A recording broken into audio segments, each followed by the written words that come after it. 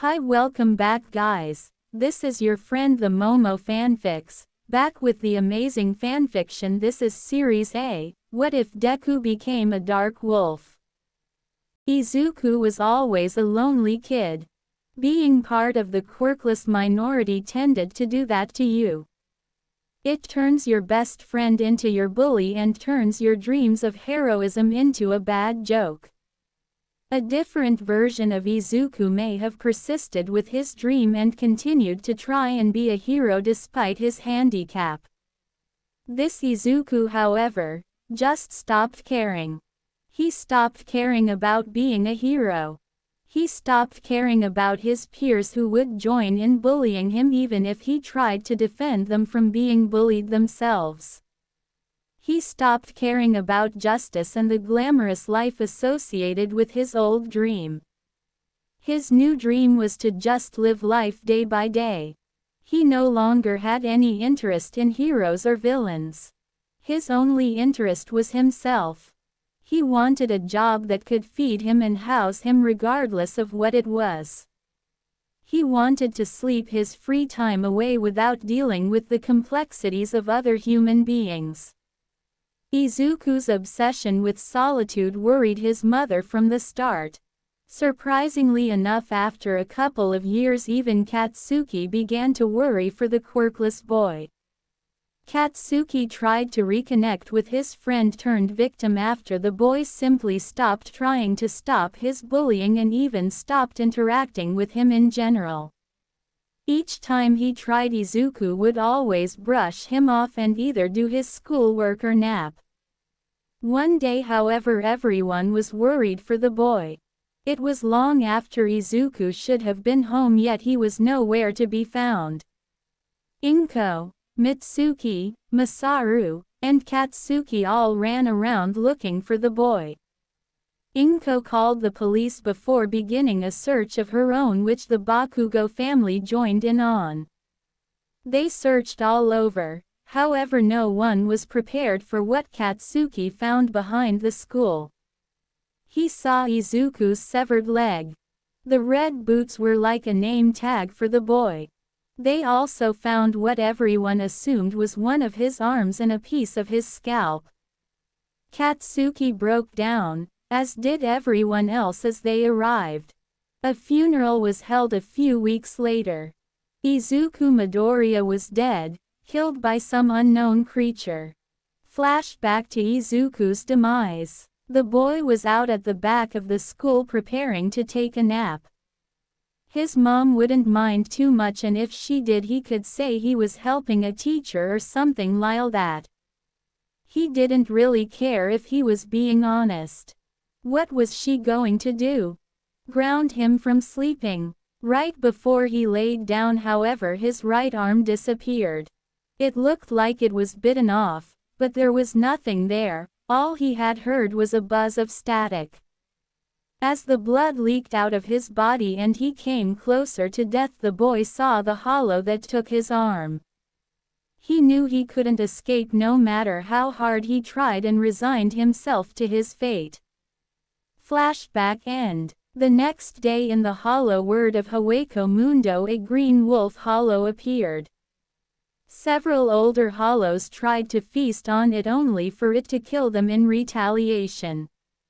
This process continued on for weeks before he became a part of the hulking mass of despair that was one of the Jillians. However, this Jillian was different. Rather than the black robes and generic mask, this one had green robes and a more wolf-like mask. This green Jillian and several others followed an Ijukas that looked like a hedgehog. Eventually, this posse of hollows was attacked by a group of Ijukas led by a giant hollow. Several of the Jillians were slaughtered, but the hedgehog and the Jillian called Green both put up a really good fight, taking out most of the giant's posse. You damn insects! How dare you refuse to be eaten by the great Yami Yargo? No one wants to die, fat ass. It's called survival instincts. Green hit that prick with the strongest arrow you've got. Green could only roar in response before charging up a blue-green Sero that fired off rapidly. These took the giant out of commission, but not before a couple ballas fatally wounded the hedgehog Ejukas. Green. Cough cough Green, come here. The only way you're gonna survive is if you eat me. That Sero is crazy, you've definitely got some power. You're one of them, I can tell. You're one of the hollows destined to become a Vasto Lord. So eat me and continue to grow stronger. Green could only roar as he consumed his leader and the other remaining hollows, including Yami. 3 weeks of consuming later and he became a large wolf like Ejukas. So this is the Ejukas stage. It's not too bad, but it seems like a pain to deal with. As the new Ejukas said those words, he was ambushed by another group of hollows. This group contained a centipede, a scorpion, a spider, a crab, and a beetle. All of them were Ejukas from the looks of it. However, they were all much weaker than Green was. You're all bothersome. Go away. Green stated simply. That will not do, you're far too much of a snack to leave unattended, the crab stated. His compatriots all agreed. What a pain. Green said before using Sonido and devouring the spider and the beetle. The centipede and scorpion charged up Seros in retaliation while the crab fired several ballas. Green used Sonido to dodge all of the attacks with ease and devoured the remaining Ejukas. This pattern continued for the next month and a half. A pack would surround Green, he would tell them to leave, they would attack, and he would kill them. One day after he took out the leader of a particularly big posse, Green evolved yet again. He became a Vasto Lord that looked very similar to a werewolf of legend. As his transformation completed, all of the other hollows around him disintegrated from the sheer power of his Reiatsu. This would occur every time a hollow got too close to him. As a result, every hollow eventually learned to stay away from him, or they died trying to get to him. He made his fair share of trips to the world of the living in the 10 months he had been a hollow. Most of these trips were made as a Jillian, but he made a couple trips as an Ejukas. He decided to see the world of the living as a Vasto Lord, primarily out of boredom. As he left the Garganta, he saw several humans interact with one another in several different ways. He saw families, friends, and complete strangers interact with one another in their own ways. He was mildly irritated that he couldn't relate to such a thing as everything that got too close to him died. He split his time in half after that. Half of the time was him walking through or napping in Hueco Mundo. The other half was spent observing human connections. Over the next several years he began to regain memories of his humanity. Not much, but things like his name, appearance and attitude. One day his desire to end his solitude rose so much that his mask cracked and shattered. Green regained his form as Izuku Midoriya, with only the jaw-shaped mask fragment around his neck being the only indicator of his Arrancar nature. He saw a sword next to him and instantly recognized it as his own. Los Lobos, huh? Neat, I guess. He went to the world of the living and got some clothes he thought were comfortable. He dressed in a green long-sleeved shirt under a black and white jacket, with black pants and white shoes. Once he had clothes, he started taking walks around the world of the living. He got a couple questions about the sword, but he brushed it off as having a broken lock and not wanting to leave a family heirloom behind. One day on one of his walks he ran into someone from his past that he didn't remember. Izuku, how are you here? You died 10 years ago, said a blonde boy with red eyes. Ah, you must have known me from my previous life. Sorry, but I don't really remember much of it. Other than my name. The green-haired Arankar deadpanned. That doesn't matter. Aunt Inko will be so overjoyed that you're back. Let's go see your mom, dude. We'll tell you everything about your life before. Sure, why not? I don't really care too much about my past honestly, but I don't have anything better to do. He began walking with the boy, whose name he learned was Katsuki, although he supposedly used to call him Ka-chan, and was mostly filled in on the social aspects of the world of the living, like heroes and villains, how killing was frowned upon here unlike in Hueco Mundo among other things. Eventually they reached what was apparently Izuku's old apartment that his supposed mom still lived in. Aunt Inko, it's me Katsuki. I have a guest I think you'll wanna see. Ah, Katsuki, how good to see you. Who's this guest? The woman stopped as she stared at Izuku, who had a deadpan look on his face. She immediately hugged him tight and cried while he just stood there, his indifferent look not leaving his face for a second. Katsuki had to keep getting her water so she didn't get dehydrated. Mitsuki and Masaru were called over and they gave him similar treatment. Eventually the question of how he was alive came into play and Izuku explained what he could. Once he finished, Katsuki gave a rundown to make sure he understood things correctly. So let me get this straight. You were killed by this weird monster called a hollow.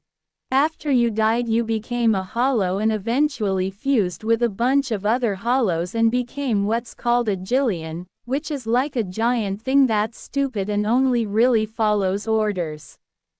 After that you evolved again and became another level of hollow called an Ijukas. Then after that you eventually evolved again to a state only a select few of these monsters can achieve called Vasto Lord, but as a result your Reiatsu or whatever killed everyone who got too close. Then after being lonely for years your mask cracked, leaving only that part around your neck, which caused you to evolve again and you began walking around because you were bored and lonely.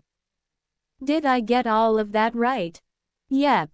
The green-haired Arankar answered. So despite being quirkless as a human you have powers now that you're an Arankar? Mitsuki asked. Yep. Can we see them? Katsuki. Don't be rude. What? I'm curious about these powers of his.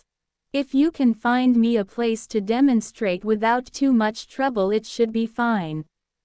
They walked to Dagoba Beach where Izuku demonstrated his Sonido, which everyone found cool.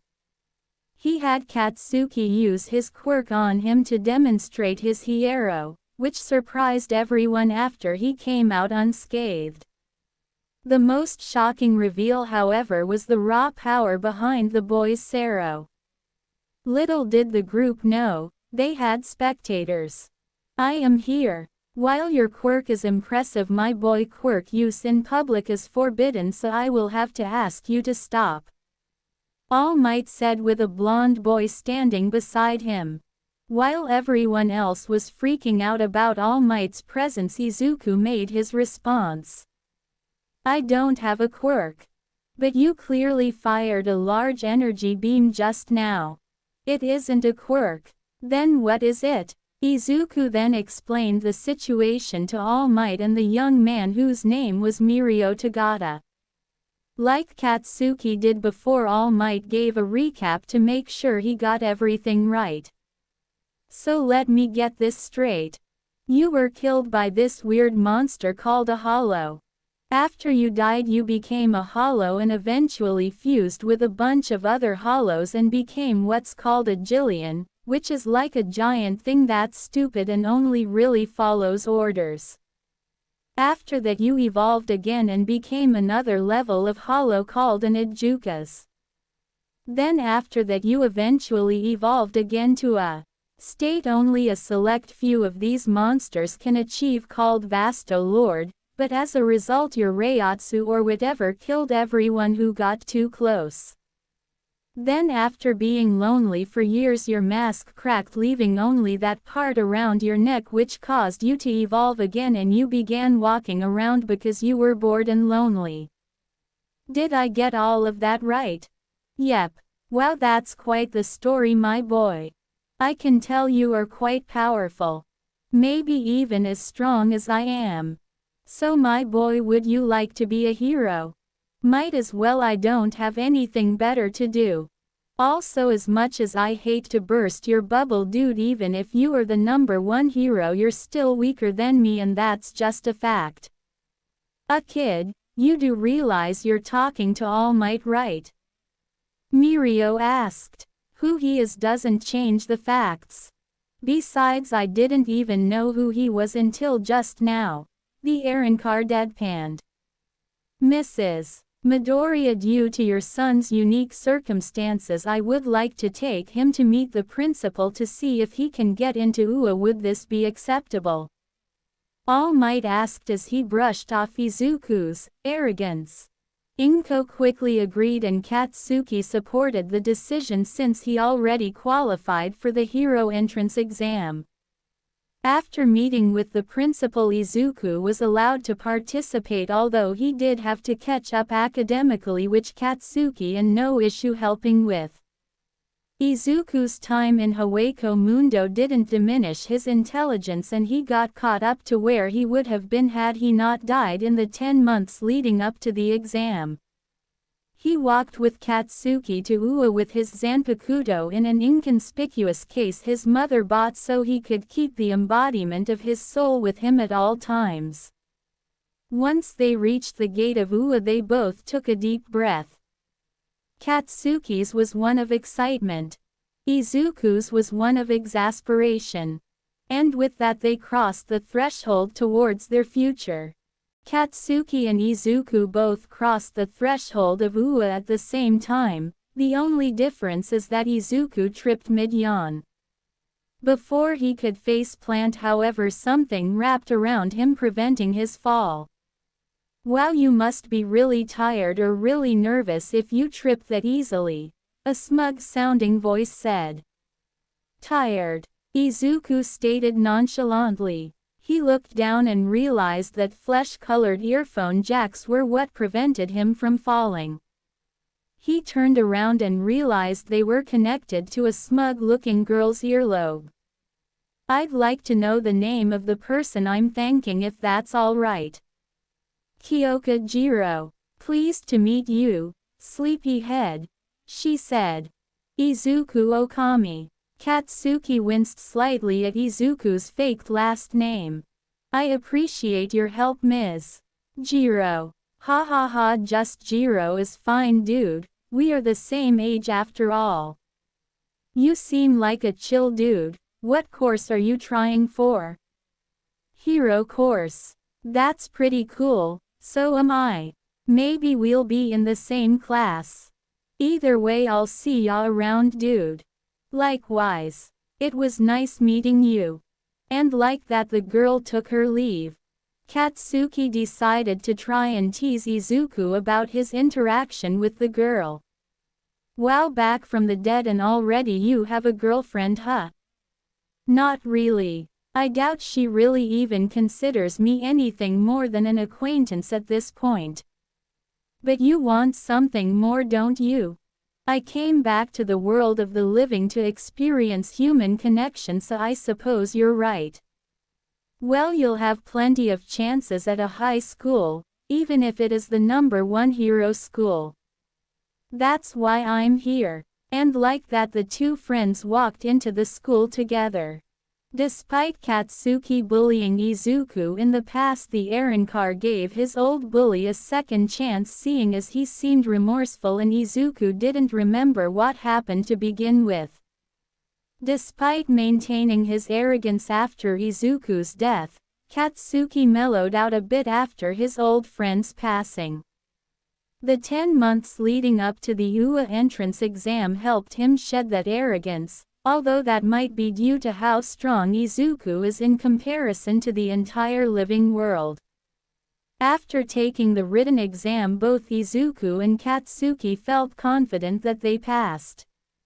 They made their way to the auditorium where the information for the practical would be given.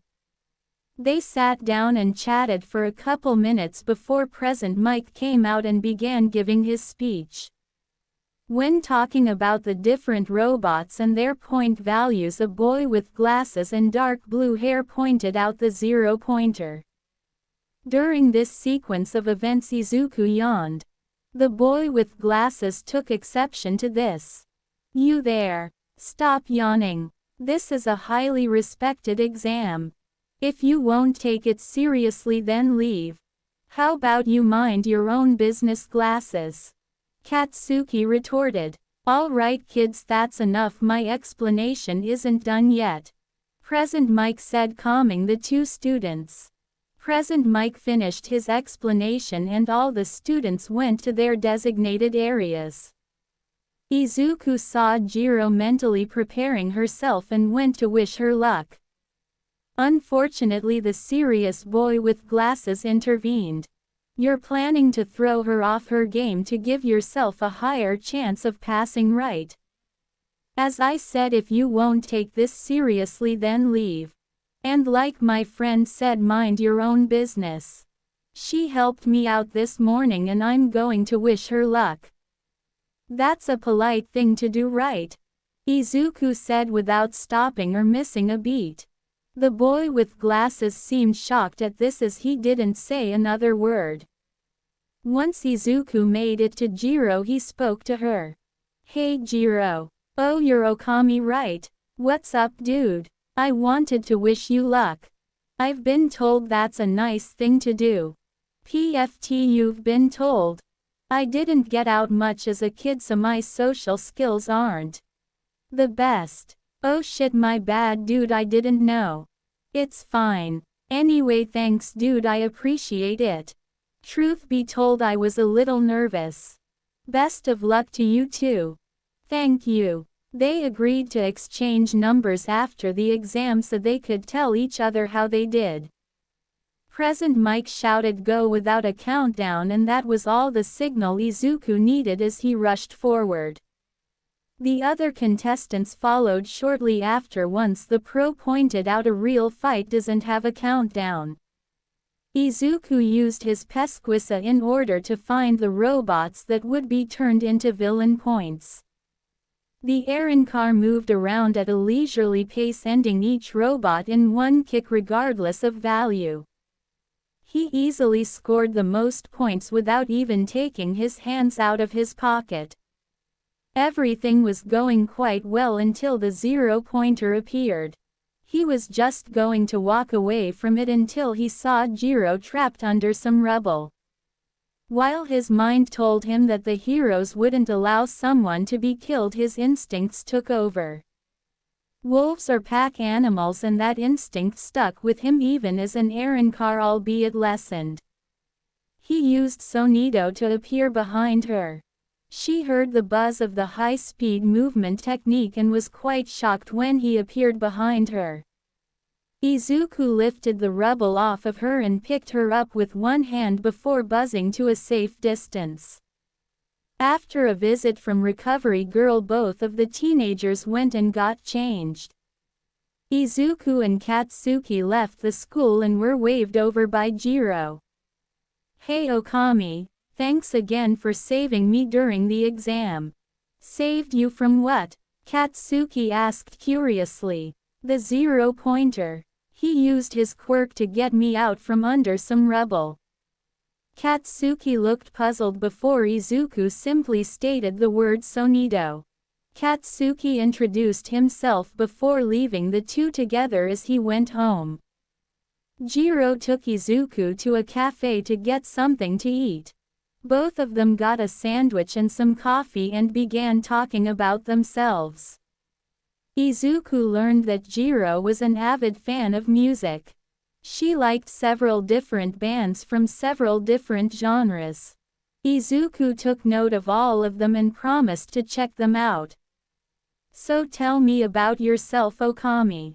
Are you sure? My story is a pretty crazy and not exactly for the faint of heart. At least that's what Katsuki and my mom told me to tell people if I decided to tell anyone. If it's super personal, you don't have to share, dude. I don't particularly care who knows about me and who doesn't. It's up to you, really. Well, you've got me curious, so lay it on me. Alright, to start off my explanation of myself, I should point out that I died at the age of 7. Then how are you here? Jiro said, visibly skeptical. I'll get to it. Don't sound so skeptical. Whether or not you believe me is of no concern to me, but I am not lying. Okay, so you died. How? I was murdered by a monster called a hollow. They're spirits of despair and emptiness that feast on the souls of both the living and the deceased.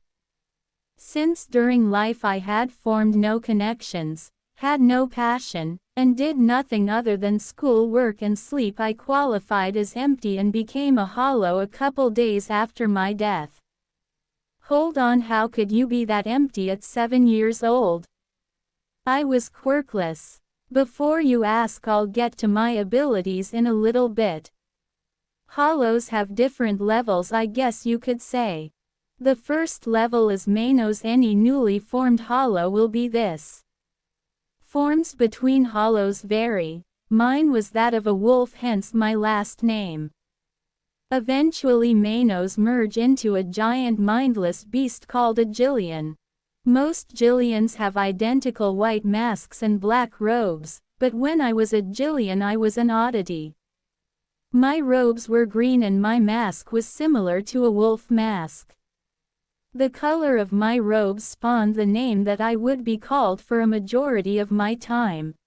As a hollow. Eventually the strongest will of a Jillian will reign supreme, and then the next stage of the hollow evolutionary cycle, the Ajuka stage, is achieved. Despite my less than motivated nature, I came out on top. My Ajuka's form wasn't too different, I was just a bigger wolf. I traveled around by myself since I was strong enough to do so.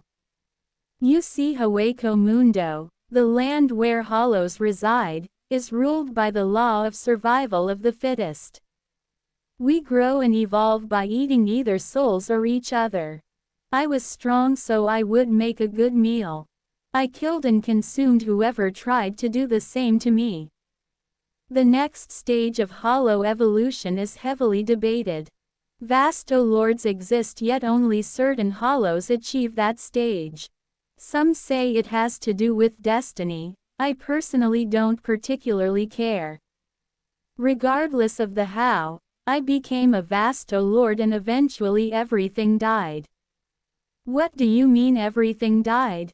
My Reiatsu, the source of hollow powers, was so strong that anything too weak that got too close to me died.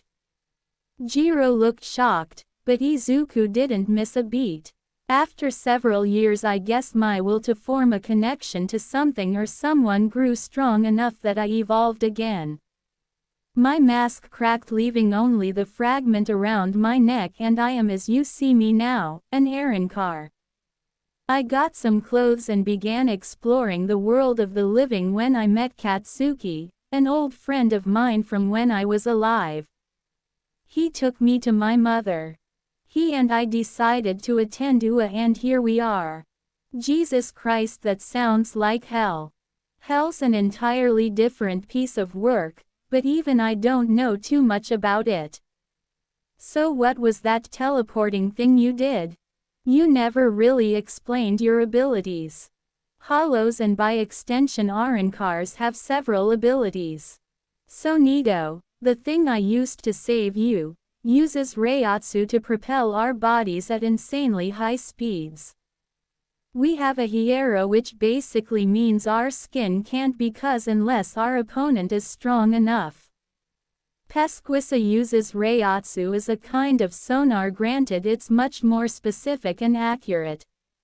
We have what is called a Sera, where we concentrate our Reiatsu into a ball and fire it kinda like a laser beam. We have Ballast, which is a ball of Reiatsu that's fired like a bullet. It's weaker than a Sero, but it's much faster. As an Arankar, my powers are sealed into a sword, which I have in this case here. Our swords are called Zanpakuto and are basically an extension of our soul. Being an Arankar also lets me control my Reiatsu better so I don't kill everything. Woo! That's a lot of powers. Even one of those would be a really powerful quirk. They're useful abilities to have in Hueco Mundo. I'd imagine. Geez. You've probably gotten this a lot, but can you show me your powers? Jiro said hopefully. If one of us doesn't make it in, I'll show you once we find out. If we both make it in, you'll likely see them at some point during class. That sounds good to me, dude. Oh crap, it's really late. I gotta go. I'll see you around, Okami. If you'd like, I can take you home. Sonido and all of that. Oh my god, that'd be so helpful. So Izuku used Sonido to take Jiro home. He met her parents and explained his presence by saying he walked her to her house due to his mother saying it was polite. The two teenagers said their goodbyes and agreed to hang out again sometime. Izuku made it home pretty quickly and went to bed. After some time, Izuku got the results saying that he passed, not that he was expecting otherwise. He also placed first in the practical and third in the written, which he also expected. He got a call from Jiro where he learned that not only did she pass, they would also be in Class 1A together. They agreed to hang out and invited Katsuki this time as well. They did several things, like go to arcades, visit different stores at the mall, and even did karaoke.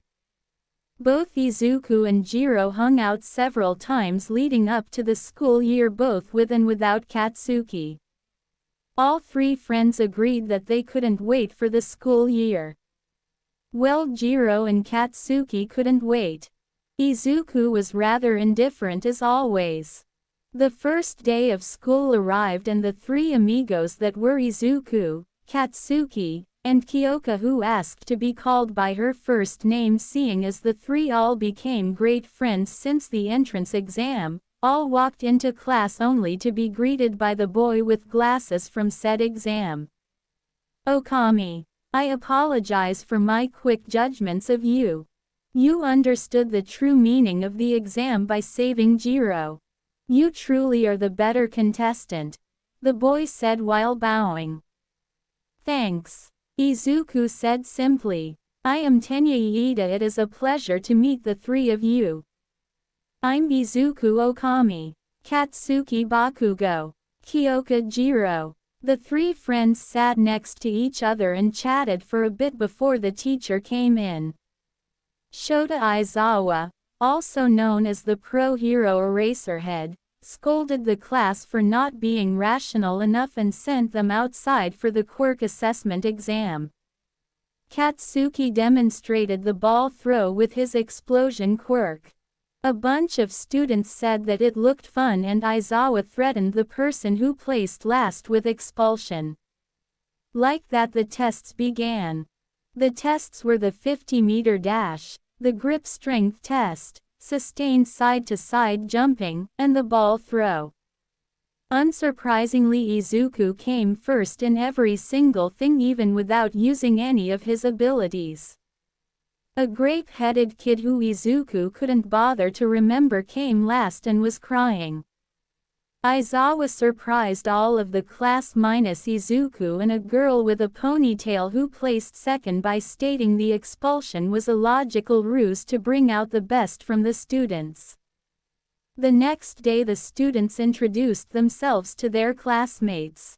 Izuku merely said his name and that he was strong, before yawning and sitting back down. They went through several normal classes like English, math, science, and history. Finally, the class everyone was waiting for came. The heroics class. I am coming through the door like a normal person. All Might shouted as he entered the class. All the other students were really excited, except for Izuku, who thought that he wasn't at all being normal. Today class will focus on battle training. Reactions were mixed. Some like Mineta and Hagakure were nervous. Others like Katsuki and Kirishima were excited. Izuku was relatively indifferent. Well, I should at least be able to compare them to hollows in strength. Izuku thought as he changed into his hero costume. Imagine Stark's Aaronkar outfit if the white was replaced with dark green. As he stepped out, several people commented that he looked like a samurai with the sword at his hip. The students drew lots to decide their partners. Sir, surely there is a better way to decide partners. Iida said. Don't heroes have to make impromptu team-ups sometime? Izuku countered. You are correct, forgive my ignorance. Izuku was paired with Kyoka. Katsuki was paired with Iida. Uraraka was paired with Asui. Ojiro was paired with Hagakure. Mineta was paired with Kaminari. Todoroki was paired with Yaoyorozu. Shoji was paired with Koda. Aoyama was paired with Sato. Ashido was paired with Kirishima. Shiro was paired with Tokiyami. The first battle will be young Midoriya and young Jiro versus young Todoroki and young Yaoyorozu. Me and Kyoka against Ponytail and half, huh? Hopefully it isn't too much work.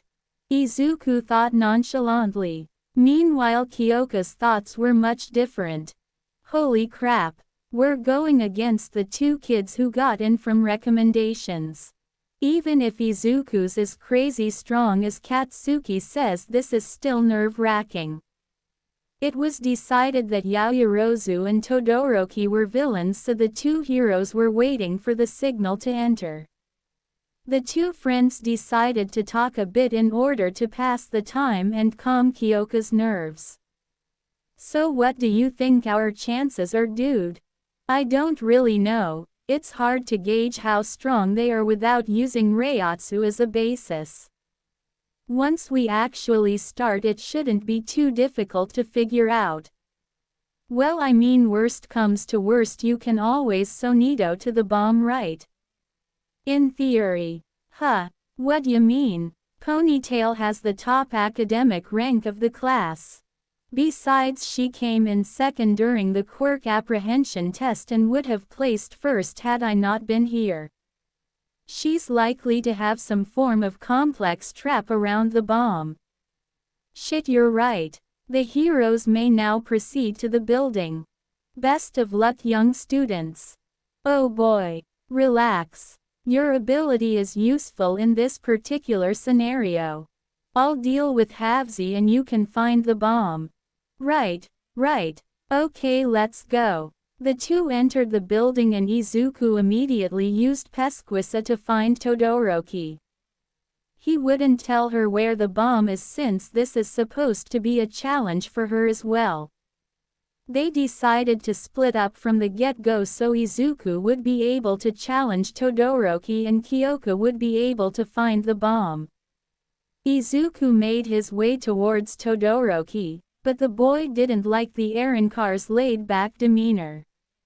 Do you really think being ranked number 1 means you can take it easy around the rest of us? Being number 1 has nothing to do with it. I'm just a lazy guy. Todoroki seemed to take exception to this as he launched a wave of ice towards the green-colored Aaronkar. He proceeded to be shocked when Izuku dodged with minimal effort. Todoroki launched wave after wave of ice and Izuku dodged each and every one with minimal effort. Izuku didn't even need to use Sonido, his natural speed was enough. Everyone watching had their own comments to make. Kirishima. Dude, that's so freaking manly. Katsuki. Hate to spoil its shitty hair, but Izuku is probably the strongest person in this school. Iida. While he does seem to be excellent at dodging, calling him the strongest seems to be a stretch. If he's so strong, why isn't he attacking? Kaminari. Iida makes a pretty good point. If he's so strong, why is he playing around with Todoroki? Katsuki. Izuku's unfortunately lazy, but that doesn't mean he's weak. Besides, he doesn't like crushing those weaker than him, he prefers to give them a chance so they can learn as they fight. Uraraka. Learn as they fight. Kirishima. I think he means Okami lets fights drag on so that his opponents are forced to think outside the box in order to try and beat him. Is that right, Baku bro? Katsuki. Bullseye, shitty hair. Shoji. That seems a little arrogant to me. Katsuki. You don't understand tentacles. Izuku has never lost a fight. Ashido. Geez, really? How has he not lost once? Asui. He may have only fought weak opponents. Ribbit. Katsuki. Are you calling me weak, frog face? Hagakure. Whoa, didn't you score really high on the practical too? Zero. Even Bakugo can't beat this guy. Holy crap. Meanwhile, Jiro had found the bomb and was currently trying to come up with a way make it there without having to deal with Yaoyorozu. She decided that she needed to use all of the tools at her disposal. Hey Izuku, do you think you can come up with something to draw Yaoyorozu away from the bomb? Sure, give me a sec. Well, here's to hoping now. Todoroki's right side was getting covered with frost and his movements were becoming slower and slower. Izuku estimated that he was about as strong as a low-level Ijukas at best. It wasn't too hard to tell that the boy's left side was untouched and thus likely had another half to his quirk which could possibly raise him to a mid or high-level Ijukas. Regardless, it was time to end the fight. Sorry pal, but I'm done with my job. Izuku said as he rushed forward and threw Todoroki with enough force that it launched him out of the building. Yaoyorozu heard the crash and ran out to check on her partner only to find herself face to face with Izuku. Yo, where's Todoroki? A good distance that way. Izuku said as he pointed towards the hole in the building. Yaoyorozu's eyes widened with shock before she created a staff and prepared to fight the green-themed boy in front of her. Izuku just yawned and nodded at her, signaling her to attack. However, just before she was able to swing her staff, All Might called out that Jiro had captured the bomb. Unfortunately, Momo could not stop the momentum of the swing before the staff came into contact with Izuku's face. Oh my god. I'm so sorry, I didn't mean to.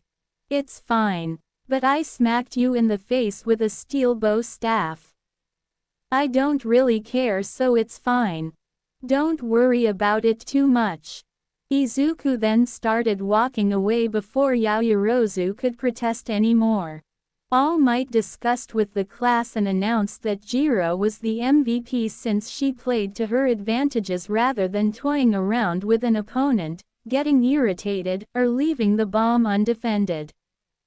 Good job, Kyoka, Izuku said while giving her a small, almost unnoticeable smile. Kyoka, however, noticed and blushed a little bit. Thanks Izuku. I didn't expect to be the MVP of the match. It makes sense. Yay, but it's still kind of surreal, you know. I can kind of understand. I never had any doubts on how you would do though. Kyoka blushed at the praise before walking home with Katsuki and Izuku. Before the friends parted, Kyoka gave Izuku a short hug before running towards her train. Katsuki teased Izuku about Kyoka being his girlfriend all the way home, with Izuku disagreeing. As Izuku left Katsuki while entering his house, he couldn't help but ponder his relationship with his short-haired friend. I certainly find her attractive and we get along really well. Is this what it's like to have a romantic connection with someone? Huh, it seems interesting, but it also seems like kind of a pain if it isn't reciprocated. Izuku decided to talk to his mother about his conundrum. As expected, she started crying and hugging and spouting nonsense about her baby boy having a crush. After she calmed down, she had the same general conclusion that he had and wished him the best of luck in his potential love life. Izuku then went to sleep with his last thought being one of Jiro. Izuku reluctantly woke up like normal before he noticed a cluster of Reiatsu on the back of his right hand. When he looked down, he saw a green wolf head tattooed on his hand. I wonder. The green-haired boy thought as he got dressed and walked downstairs. Right as he got downstairs, however, Katsuki's mother crashed through the door with her son in tow. Izuku, why the fuck does my son have a tattoo on his shoulder? The blonde-haired woman shouted as Izuku plugged his ears. I don't really know honestly. I had a hypothesis when I woke up, but now that Katsuki's here I can test it. The Arrancar said as he walked up to Katsuki and stared at his shoulder for a few seconds. I apologize, Izuku said while bowing. After a lot of yelling from both mothers and Katsuki, Izuku explained himself. You see, I have an identical tattoo on my hand, only mine is green and Katsuki's is orange. Just like mine, Katsuki's is a cluster of Reiatsu. Reiatsu remarkably similar to mine. As I mentioned when I first came back from Hueco Mundo, I was a wolf hollow. My hypothesis is that this symbolizes Katsuki being a part of my pack. If I'm correct, Kyoka probably has one too, and I'm going to get yelled at again, Izuku said as his phone started ringing. Speak of the devil. After a repeat of the explanation, the three friends made their way to school. All three of them were quite happy once everything was explained.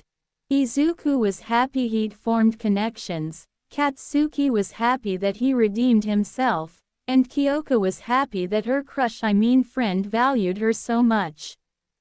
Once the trio got to school, it was revealed that Class 1A and 1B would have joint training at the USJ. Once on the bus, the high school banter started. All but two students talked amongst themselves. Izuku was napping and Todoroki was glaring at Izuku. Once they got there, a blonde kid from 1B started making a fuss. So this is Class 1A, huh? You lot don't look like much. Why is that? Isn't 1A supposed to be the better class? The kid ranted and raved. Izuku didn't pay him any mind and walked past an orange-haired girl.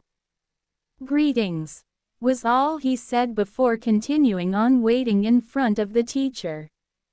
The girl didn't take any offense and just assumed that Izuku was soft-spoken and decided to introduce herself later.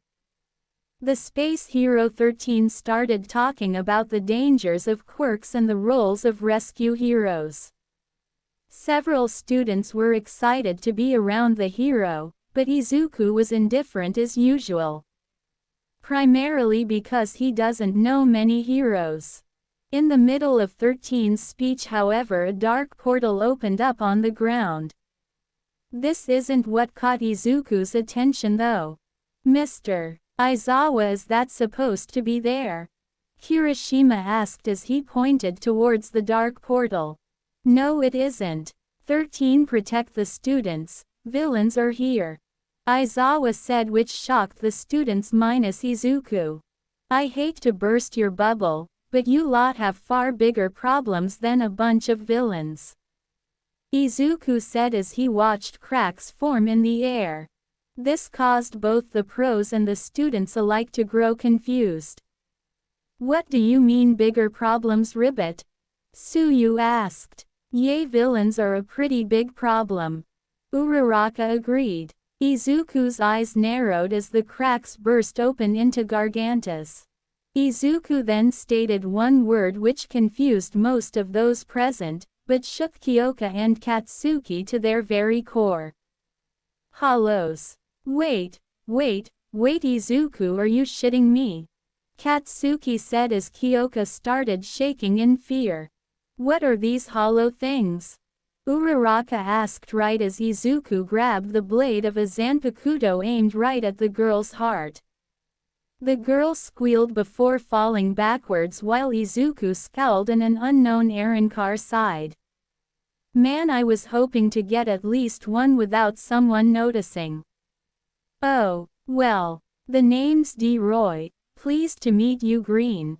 The Arrancar said with a sadistic grin before Izuku threw him down near the villains. Now that was just rude. All right, you dirtbags, it's feeding time. D. Roy yelled as several Ijukas exited the Gargantus. Kyoka. Katsuki. Explain. Izuku said as he walked down the steps after firing several ballasts that killed every hollow except the Arrancar who dodged. Yeesh, they said you were good, but you're really good. The Arrancar said as he pointed his Zanpakuto at the Emerald Arrancar. Izuku remained silent as he continued to walk down the steps. Meanwhile, Class 1A and 1B had their whole worldview rocked by the explanation they had been given. The villains, however, grew irritated that their spotlight had been stolen. Numu. Kill these losers. Kill them right now. A villain covered in hands shouted as a purple humanoid with an exposed brain and a beak charged at the two Arrancars. Izuku used a Sero to disintegrate the Numu. The display of power frightened his classmates and teachers minus his two friends. Who sent you, Arrancar? Izuku asked with no semblance of patience in his voice. I was sent under the orders of the Sexta Espada Grimjow Jagerjaques. The Arrancar answered as he swung his Zanpakuto only for Izuku to catch it again. Riveting. Someone of minimal importance. Izuku said as he charged a Sero right in front of the Arrancar's face. Is Okami going to kill that man too? Iida asked, incredibly outraged. Weren't you paying attention, Glasses? The guy's already dead. So is Izuku and so were those hollows. Katsuki said as he watched the weaker Arrancar try and fail to pull his Zanpakuto from Izuku's grip. Okami. Stand down right now. Aizawa shouted. Izuku glanced over to his teacher before sighing. He depowered his Sero before opening a Garganta and throwing D. Roy through the interdimensional portal. Izuku then sonitoed back up to where the students were and started walking back to the bus. Okami, give me one reason why I shouldn't expel you right now. The teacher said as he wrapped his capture scarf around the green-haired student. Not only did you kill multiple villains, you also helped one get away. What do you have to say for yourself? Izuku responded without missing a beat. 1. Those hollows are already dead. 2. That purple weaking might as well have been dead. 3. You humans have nothing that would be able to hold an Arrancar. Will those answers suffice? If not, do feel free to expel me. Everyone looked at Izuku with a shocked expression. No one had expected someone as laid back as him to be able to do what they just witnessed. Yaoyorozu stepped forward. Okami. May I ask how you were able to kill so easily? The girl asked as her knees trembled. Izuku then looked over to his two friends. Don't look at us, we told them like you told us. Kyoka said in their defense. I lived in Hueco Mundo, which is where I sent that annoyance back to. In Hueco Mundo there is one law and only one law. The strong live and the weak die. It's that simple. Why are you here, Ribbit? There must be a reason. Suyu asked with her finger under her chin. I wouldn't expect any of you to understand, Izuku said before pointing at Kyoka and Katsuki. I don't think they even fully understand what it is I feel and why I came here. Then make us understand, dude. Come on, we're your classmates. How are we supposed to trust you, work with you, and fight alongside you if you don't tell us anything? Kirishima pleaded. Izuku sighed before releasing some of his reiatsu, which sent everyone present crumbling to the ground. What you're feeling is my reiatsu, the source of all of my abilities. This sliver sent all of you to the ground. My full, unrestrained power caused any hollow that got too close to me to die. My mere presence killed any life that got too close. So I became an Arrancar and sealed my power, Izuku said as he eased up on his power, which allowed everyone to breathe and stand once more. As I said, Mr. Aizawa, you're free to expel me if you wish, but that sliver was weaker than that Arrancar's full strength. So tell me, do you humans have any way to contain such a thing? I suppose we don't. So are you saying the only way to stop these hollows and Arrancars is to kill them? The teacher said as he wrapped his capture tool around his neck. Yes. If you let them live, they'll come back stronger, Izuku said. And none of us humans are strong enough to fight them? Vlad King asked. It depends. The stronger members of both classes could have likely beaten those Ijukas. Certain pros are even capable of fighting against some low-level Vasto lords. However, if All Might is the strongest, then none of you stand a chance against an Arrancar. That's just the fact of the matter, Izuku stated simply. I think that's just your opinion. According to the story Bakugo and Jiro told us, you were unable to recognize All Might. Meaning you are unaware of how strong he is, Todoriki said as a subtle challenge towards Izuku. Believe what you wish. I don't really care for the opinion of someone perpetually fighting at half strength, Izuku retorted. Once the students made it back to the school, Izuku walked home with Katsuki and Kyoka as per usual. He thanked the two for sticking with him and went inside. He needed a nap, especially if his theory on who the first Espada was is true. He really hated that old man after all. The USJ incident, as it has been called, changed a lot of things. The first and most obvious thing to most people was that it called a lot of negative media attention to UA. The second change that was still obvious, but to less people, pertained to Izuku. With the exception of Katsuki and Kyoka, everyone in the hero course was scared of him. Not all of them would admit it, but that didn't change the fact that the Arrancar terrified the students of 1A and 1B. This became most apparent to the boy when a certain someone approached him in class. Okami. IJ just wanted T to say a T thanks. F for why saving me from T that a W whatever he was, said one Ochako Uraraka, who was clearly uncomfortable being near the more lethal of her two green-haired classmates. I appreciate the gesture, but you don't need to force yourself to talk to me. You're clearly uncomfortable at best and terrified at worst. Besides, saving people is what heroes are supposed to do, is it not? The Emerald Arrancar said nonchalantly. Killing, on the other hand, is not. That fact will keep you from being a hero for the rest of your life. I have no idea why you're still here, Mr. Aizawa should have expelled you and turned you in for what you did. You may think that you belong here, but you don't, said Iida passionately. Fuck off, you four-eyed son of a bye, Katsuki started before being cut off by Izuku. Katsuki, I'm a big boy, I can take care of myself. Iida, you may think that your opinion matters, and in any other circumstance it might. However, in this case your opinion is irrelevant, he said, which caused several gasps throughout the classroom.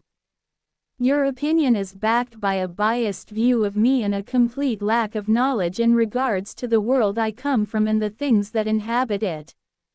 If anything, I did the souls trapped inside those hollows a service by sending them back into the cycle of reincarnation. However, I can promise you that the Arrancar Aizawa made me release will be back and with a vengeance. That's just the fact of the matter, and facts will always outweigh opinions. That's enough. Class is now in session, Aizawa said, which prompted all of the students to return to their seats. The USJ incident was tough. Tougher for some more than others, the teacher said as he glanced at Izuku. However, your fight isn't over. This caused several students to panic before Aizawa cleared his throat, signaling that he was going to continue. The sports festival is coming up. Shouldn't the sports festival be cancelled? What if villains attack again? Or even worse, said Kirishima, who was clearly nervous.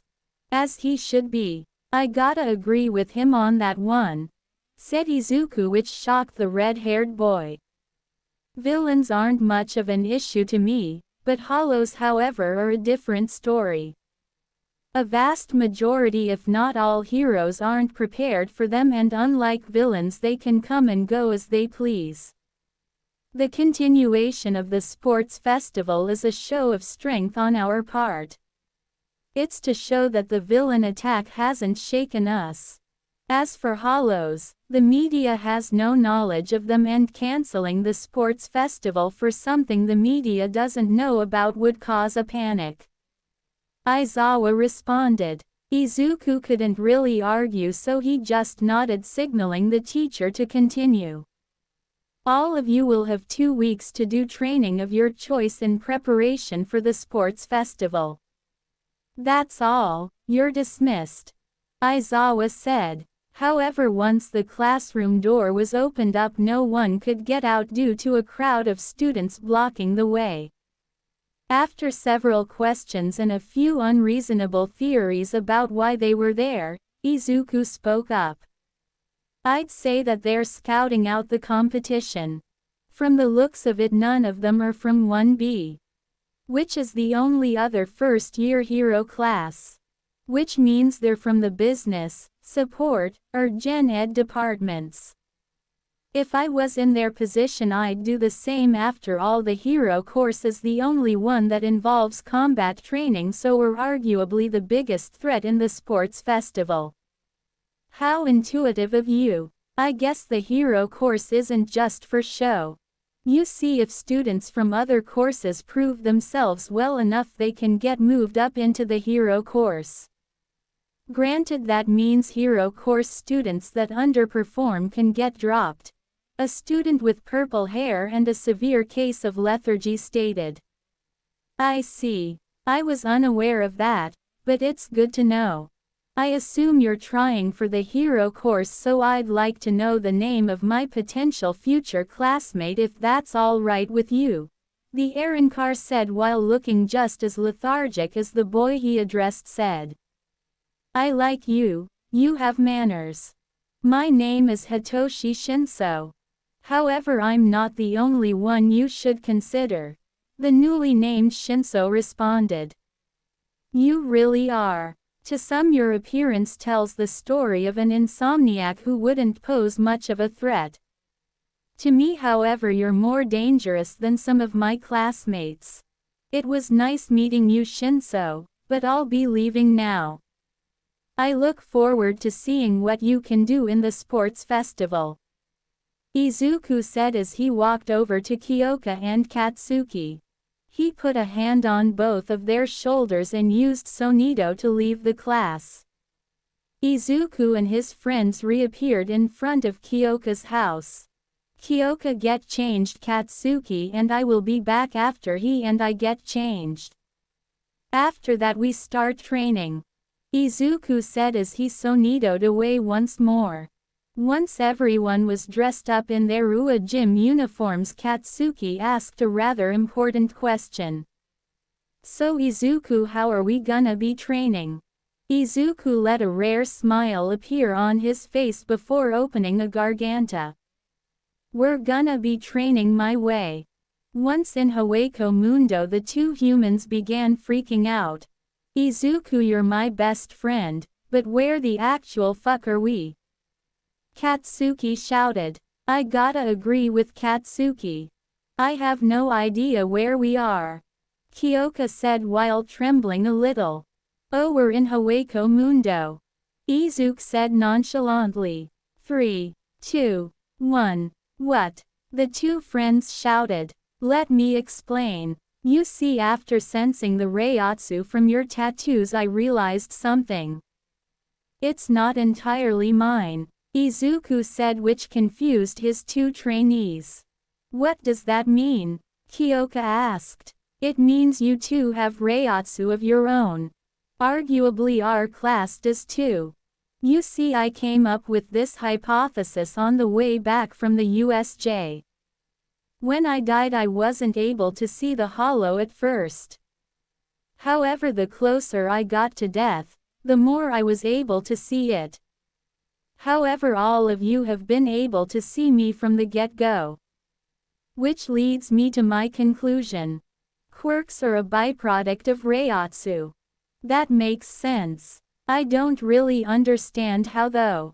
Katsuki said. I'm no scientist, but my theory is that over the centuries upon centuries that hollows have been active, the build-up of Reiatsu gradually affected the human population. As that effect grew, quirks came to be. Which would explain why I wasn't able to see hollows until death, due to my quirklessness, the Emerald Arankar theorized. Okay, so how are we gonna train?